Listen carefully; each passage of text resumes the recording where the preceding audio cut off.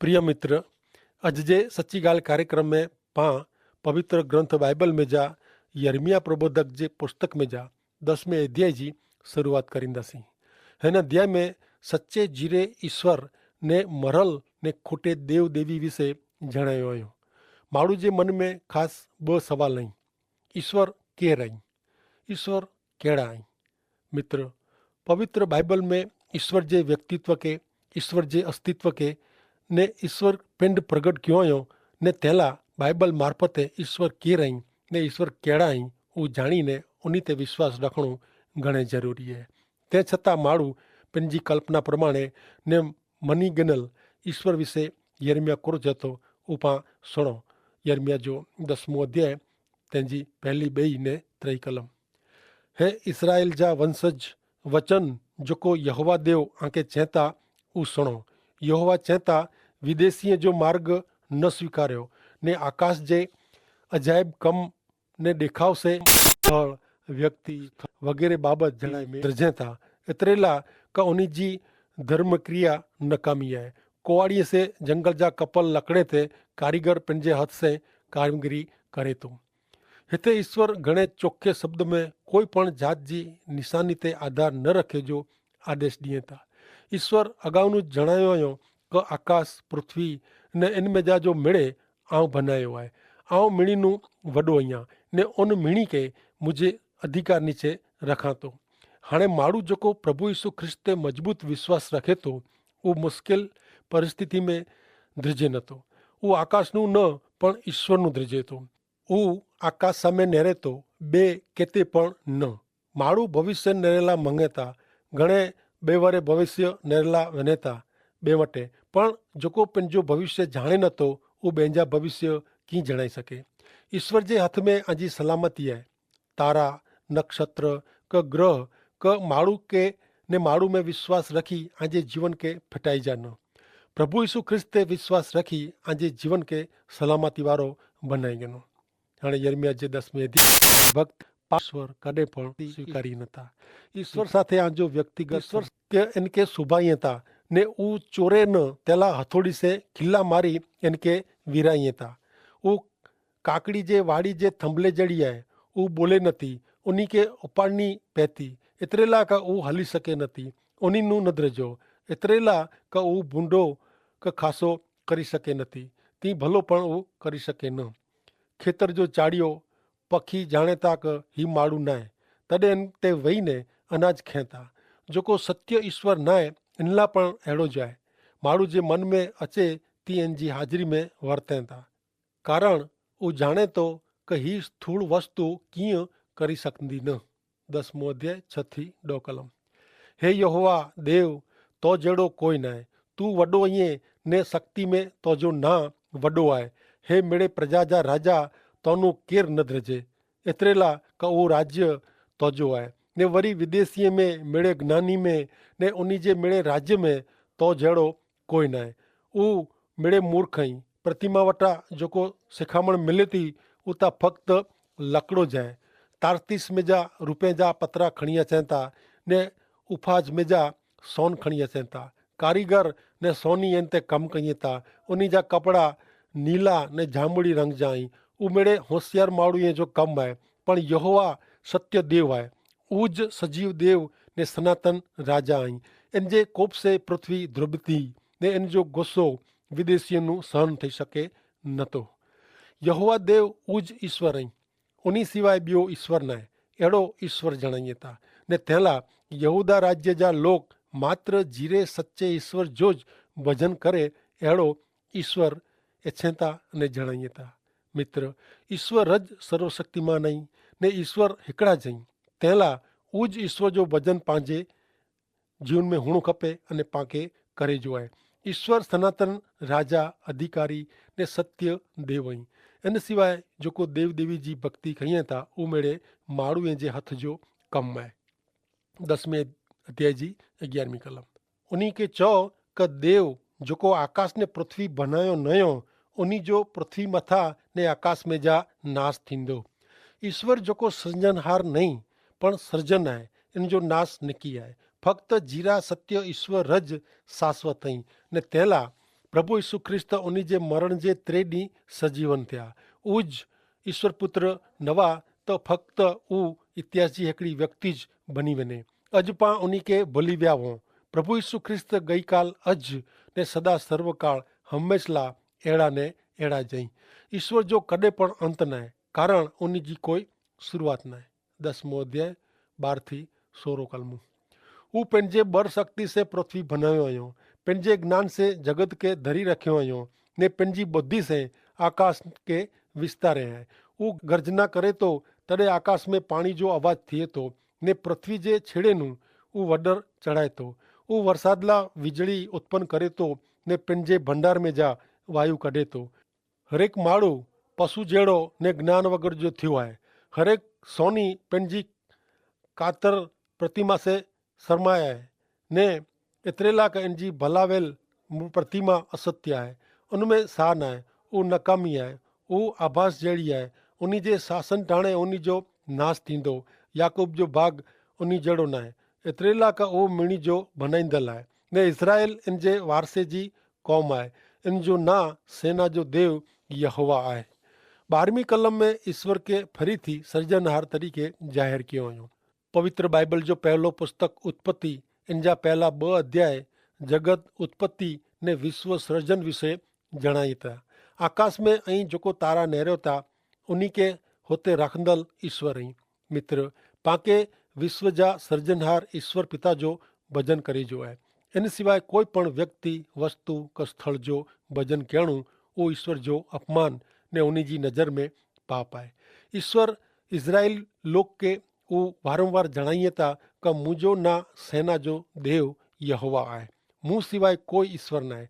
ने मित्र, सच्चाई सर्जनहार ईश्वर सिवाय कोई ईश्वर न है। ईश्वर पुत्र प्रभु यीशु ख्रिस्त जीवंत ईश्वर जो संपूर्ण प्रगटीकरण है, जंहिंमें विश्वास करे से पां जीरे ईश्वर जो भजन करी सघूं था ने अनुभव करी सघूं था।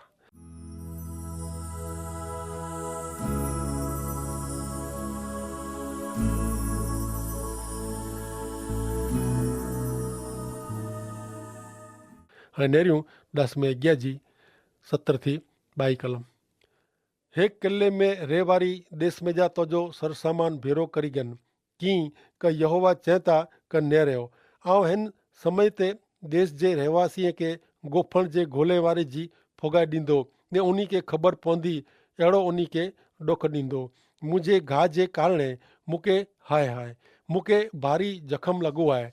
पण आउं चयो ही त मूंखे सच्चाई मुंहिंजो डुख आहे ने हू मूंखे सहन करणो पए। मुंहिंजो तंबू झुरी पियो आहे ने मुंहिंजा मिड़े रस्ता टुटल आहिनि। मुंहिंजा पुत्र मुंहुं में जा निकिरी विया आहिनि ने हू नहीं हाणे मुंहिंजो तंबू ताणेला ने मुंहिंजा पर्दा ॿधेला कोई न आहे।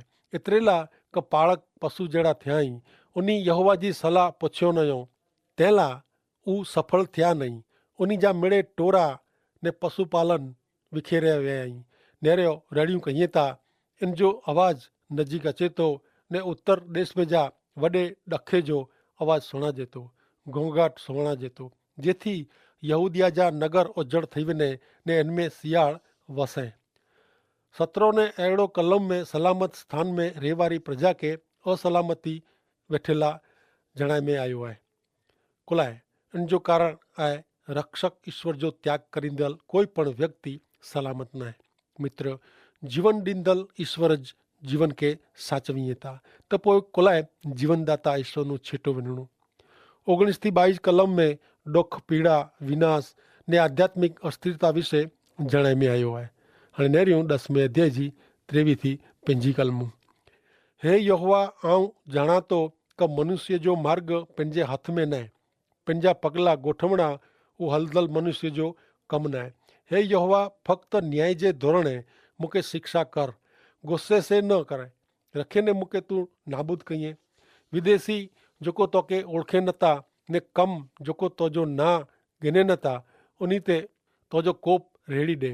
एतिरे लाइ क हू याकूब के खाई विया आहिनि ने खाई ने इनके छेक पायमाल कयो हुयो ने इन जे रे जी जगह वेरान कयो हुयो।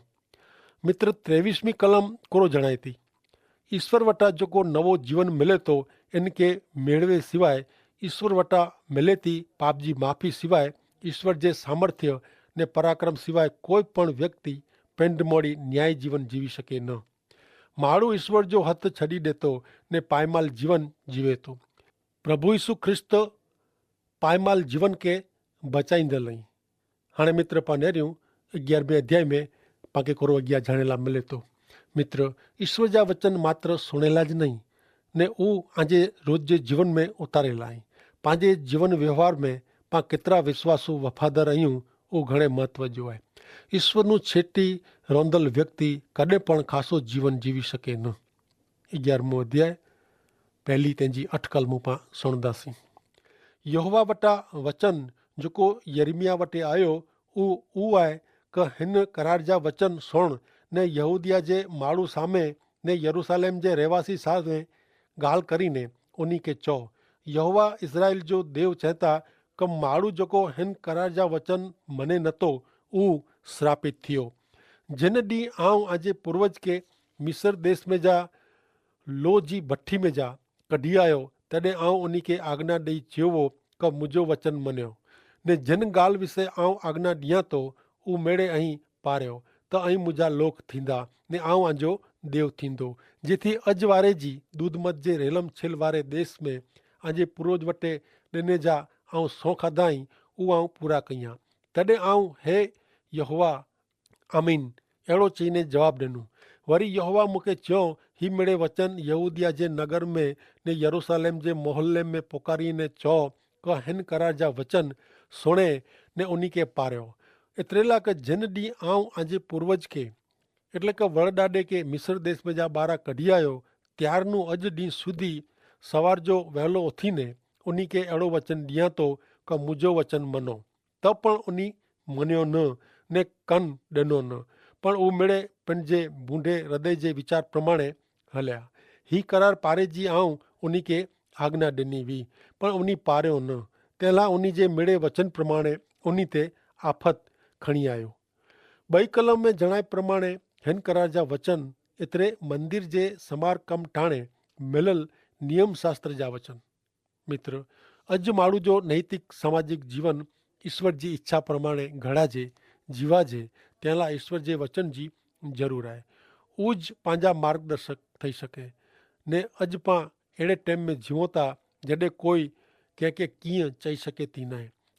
जुवान छोकिरा छोकिरी पंहिंजी सम्झण ने इच्छा प्रमाणे जीवे था ने अहिड़ी ज रीते माउ बाप पण पंहिंजी इच्छा प्रमाणे जीवी रहिया आहिनि।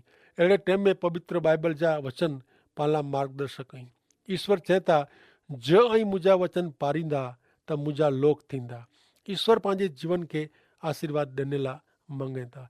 ईश्वर कॾहिं बोझो क भार ॾिए नथा जेको पानू न उचकाजे अहिड़ो हू भार ॾिए नथा।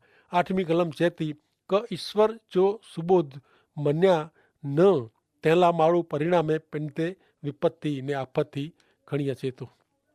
प्रिय मित्र पाप कॾहिं पण आराम शांति क चैन ॾे नथो। पाप जो परिणाम हमेशा दुख ने नाश अचे थो। ईश्वर इच्छे था कि ऐं प्रभु यीशु ख्रिस्त ते विश्वास रखी आजे जीवन माटे जी ईश्वर जी इच्छा के पूरी करियो। ईश्वर जी इच्छा उज आहे कि प्रभु यीशु ख्रिस्त ते विश्वास रखी शाश्वत जीवन मेळवियो। हाणे नेरियो यिर्मयाह जे 11वें अध्याय जी 9 थी 3 कलम। वरी यहोवा मूंखे चयो, यहूदिया जे मनुष्य में ने यरूशलेम जे रहवासीअ में कावतरो मालूम पियो आहे। उन्ही जा पूर्वज जेको मुंहिंजा वचन सुणे जी ना पाड़ियो हुयो उहो पूर्वज जिन पाप तरफ़ फिरिया आहीं ने ॿिया देव जी सेवा करेला उन्ही पुठियां पिया आहीं। इज़राइल जा वंशज ने यहूदा जा वंशज उन्ही जे पूर्वज साथे करेल मुंहिंजो करार तोड़ियो हुयो। तंहिं लाइ यहोवा चए था नेरियो जेथी उहो बची सघे न अहिड़ो ॾुख आउं उन्ही ते खणी अचींदो ने उहो मूंखे पुकार करींदा पण आउं उन्ही जो सुणंदो न। यहूदिया जे नगर जा ने यरूशलेम जा रहवासी विनी ने जिन देव वटे उहो धूप ॿारीअ था उन्ही खे पुकार करींदा पण उहो उन्ही जे ॾुख तरफ़ क आफ़त तरफ़ ने आफ़त में टाणे उन्ही खे जरा पण बचाईंदा न। कीअं क हे यहूदिया जेतिरा तुंहिंजा नगर एतिरा तुंहिंजा देव थिया आहीं ने ऐं उन निर्लज वस्तु जे नासे यरूशलेम जी सेरीअ जेतिरी वेदियूं ॿधियो हुयूं एतिरे ॿाल वटि धूप बारेला वेधी ॿधियो आहियो। तंहिं तूं हिन लोक ला विनंती न कर ने प्रार्थना न कर ने उन ला तूं कीअं पण न कर कीअं कि जॾहिं उहो पंहिंजी आफ़त में मूंखे हक़ल करींदा तॾहिं आउं उन जो सुणंदो न। मुंहिंजे मंदिर में मुंहिंजी प्रिया जो कहिड़ो कमु आहे, एतिरे क उहो घणे साथे कुकर्म कीअं आहे। तूं बूंडो कईं थो तॾहिं राजी थिए थो। यहोवा नीलो घास फल ॾींदड़ जैत वृक्ष अहिड़ो तुंहिंजो ना रखे। वॾे आवाज़ से इन ते अग्नि दुखायो आहियो ने इन जी ॾारियूं तोड़ी विझल आहे। इज़राइल जा वंशज ने यहूदिया जा वंशज मूंखे खारो कराइला ॿाल वटि धूप ॿारीने पंहिंजे हित विरुद्ध जेको पाप कयो हुयो इन जे कारण तोखे रोपींदड़ सेना जे देव तोख ते आफ़त दूर कयो हुयो। वरी यहोवा इन विषय मूंखे जणायो हुयो, तंहिं लाइ आउं ॼाणियो। तॾहिं इन से उन जा कम वताए ग़रीब गेटे के कपेला कोठी विने में अचे थो इन जहिड़ो आऊं वो उहो मूं विरुद्ध कावतरो करीने मुंहिंजो मिज चवंदा हुआ क झाड़ जो इन जे फल साथे नास कयूं ने इन जे ना जी यादगिरी रहे न। तंहिं लाइ सजीव जी धरती में जा इनके कपी विझो। उहो आऊं ॼाणियो न। पर हे सेना जा देव यहोवा अदल न्यायाधीश हृदय जा ने मन जा पारखींदड़ देव तो उन ते वारेलो बदिलो मूंखे नेरेला ॾे कीअं क तो वटि आउं मुंहिंजी फरियाद रजू कई आहे। तो जो जीव गिने वारा अनाथोत जा माण्हू जेको चवंदा क ज तूं यहोवा जे नास से प्रबोध न करीं त तूं असांजे हथे मारियो नहीं वञे। उन जे बारे में यहोवा चवंदा, हा सेना जो देव यहोवा चवंदा आऊं उन खे ॾिसी वेंदो। उन जा जीवन तलवार से मारिया वेंदा ने उन जा छोकिरा छोकिरी मरी वेंदा ने बुखे मरंदा ने उन में कोई पण बाक़ी रहंदो न। एतिरे लाइ आऊं अनाथोत जे माण्हू ते आफ़त एतिरे उन जे शासन जो निकी करेल वरे रखंदो। यर्मिया पंपारे नथो पण चेतावनी ॾे थो ने जो लोक चेते न त विनाश निकी वो ने तंहिं पोइ त्रई बाबति राजकीय हुई। यर्मिया लोक खे उन जी राजकीय चाल जे बदिले ढोंग जे बदिले पड़कारे थो। छिल्लो ने चौथो कारण व्यक्तिगत ने अंगत हो।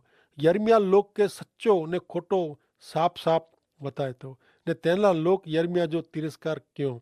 यर्मिया वटि ॿ मत हुआ, पहिलो लिकाए वञे जो भॼी वञे जो अथवा ॿियो ईश्वर वटि वञो ने बची वञो। भॼी वञणो लिकाए वञणो एतिरे समाधानकारी वलण हालत नो छटकी वञणो अहिड़ो अर्थ थिए। मित्र यर्मिया माण्हू खे न पण ईश्वर खे प्रसन्न करींदो हो। हाणे पा यर्मिया जे 12वें अध्याय जी शुरूआत कयूं था तो सुणो यर्मिया जो पुस्तक 12वां अध्याय ने तंहिंजी पहली ने 2 कलम। हे यहोवा आउं तो साथे ॻाल्हि कयां तॾहिं तूं न्याय ठरे थो त पण आउं मुंहिंजी फरियाद विषय तो वटि दलील रजू करींदो। बूंडे जो मार्ग कुलाए सफल थिए थो जेको अतिशय विश्वासघात कईं था उहो मिड़े कुलाए सुखी वेंदा। तूं उन खे रोपे आहे वरी उन जा मूर उना उतरिया आई उहो वधे था ने फल ॾिए था। तूं उन जे मुंहं में आईं पण उन जे मन नूं छिटो आईं। ओ ईश्वर उहा जे विषय ने फक्त आंजी जी ॻाल्हियूं कईं था पण उहा ॻाल्हि उन जे मुंहं में जाए दिलि में न आहे ने अहिड़ा ढोंगी छेतरींदड़ कुलाए वधे था। ईश्वर ऐं अहिड़ो कुलाए हलायो था। मित्र ही सवाल यर्मिया ईश्वर खे पुछे थो ने अहिड़ा अनेक सवाल पवित्र बाइबल में अयूब पण पुछे थो। घणे बार आऊं पण अहिड़ा सवाल कयां थो। ईश्वर कुलाए बूंडा माण्हू सुखी थिए था जॾहिं आजे द्राम में जीवे वारो मुसीबत भोगवे थो हैरान थिए थो। लोग इनके दबायला अपमान कईं था। यर्मिया ॼाणंदो हो क ईश्वर न्यायाधीश आहीं तंहिं छतां ईश्वर खे अहिड़ो सवाल पुछे। यर्मिया इहा कोरो चेतो नेरियो 12वें अध्याय जी 3 ने 4 कलम। हे यहोवा तूं मूंखे ओळखे थो, तूं मूंखे नेरीं थो ने मुंहिंजो हृदय तो साथे कहिड़ी रीते वर्ते थो उहो तूं पारखे थो। उन खे गेटे वारे जी कपेला कढ। ક્યાં સુધી દેશ ડોકી થींदो ने ક્યાં સુધી ખેતર जी वनस्पति करमाए वेंदी। देश जे रहवासीअ जी बूंडाई जे कारण पशु ने पखी मरी विया आहिनि। उन चयो क उहो असांजो अंत कम ने छिलो कम नेरींदा न। यर्मिया पंहिंजो डोक जणाए थो प्रभु ऐं उन जो न्याय करियो। उन खे सजा थी खपे। ईश्वर ક્યાં સુધી अहिड़ो हलंदो। ईश्वर ऐं कॾहिं न्याय करींदा। हाणे त हद थी वई आहे।